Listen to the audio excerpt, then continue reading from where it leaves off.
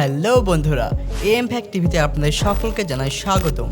মোরব্বা তো আপনারা সকলেই খেয়েছেন, কিন্তু আপনি কি জানেন এই মোরব্বা ফ্যাক্টরিতে কিভাবে তৈরি করা হয়? তো চলুন বন্ধুরা দেখে আসি মোরব্বা মেকিং প্রসেস ইন ফ্যাক্টরি। মোরব্বা তৈরির প্রসেস শুরু করা হয় চাল কুমড়ো থেকে, আর এই চাল কুমড়ো সাধারণত কৃষকদের কাছ থেকে নিয়ে ট্র্যাকে করে ফ্যাক্টরিতে নিয়ে আসা হয়। আর ফ্যাক্টরিতে আসার পরে কুমড়োকে 4 ভাগে কেটে নিয়ে ভেতরের বীজ অংশ এবং বাইরের খোসা ভালো করে ছাড়িয়ে নেওয়া হয়। কেটে নেওয়া কুমড়োগুলিকে মেশিন দ্বারা অনেকগুলি ফুটো করা হয়, আর এই প্রসেস কুমড়োর 2 সাইডে 2বার করা হয়। অনেকে আবার প্রাচীনকালে ব্যবহৃত হাতে তৈরি এই বস্তু ব্যবহার করে থাকে। আর ফুটো এই কারণেই করা হয় যাতে কুমড়োর ভেতরে চিনির রস ভালোভাবে ঢুকে যেতে পারে।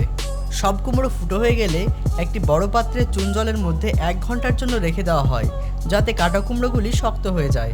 এরপর কুমড়োগুলিকে কেটে ছোট ছোট টুকরো করে পরিষ্কার জলে 3 থেকে 4 বার ধুয়ে নেওয়া হয়, যাতে কুমড়োর গায়ে চুন না লেগে থাকে। এই প্রসেসের পরে এই কুমড়োগুলিকে 30 থেকে 40 মিনিট পর্যন্ত হাই টেম্পারেচারে ফুটিয়ে নেওয়া হয়।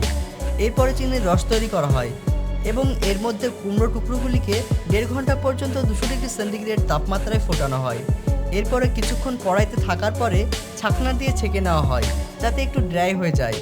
এবারে ফ্লেভার অ্যাড করে ভালো করে মেশানো হয়।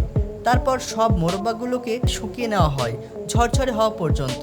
তো ফাইনালি এখন মোরব্বা তৈরির প্রসেস কমপ্লিট হয়ে গেছে। এরপরে বিক্রির জন্য মার্কেটে ছেড়ে দেওয়া হবে। আর এই মোরব্বা তৈরির প্রসেস কমপ্লিট হতে প্রায় 7 থেকে 8 ঘন্টা সময় লাগে। তো বন্ধুরা, আজকের ভিডিওটি আপনাদের কেমন লাগলো তা কমেন্ট বক্সে অবশ্যই জানাবেন। ভালো লাগলে একটি লাইক দিতে ভুলবেন না। আর এইরকম নিত্য নতুন অজানা তথ্য পেতে আমাদের চ্যানেলটিকে অবশ্যই সাবস্ক্রাইব করে রাখবেন। আজকের মতো এই পর্যন্ত, দেখা হচ্ছে আবার পরের ভিডিওতে। ততক্ষণের জন্য ভালো থাকবেন, সুস্থ থাকবেন।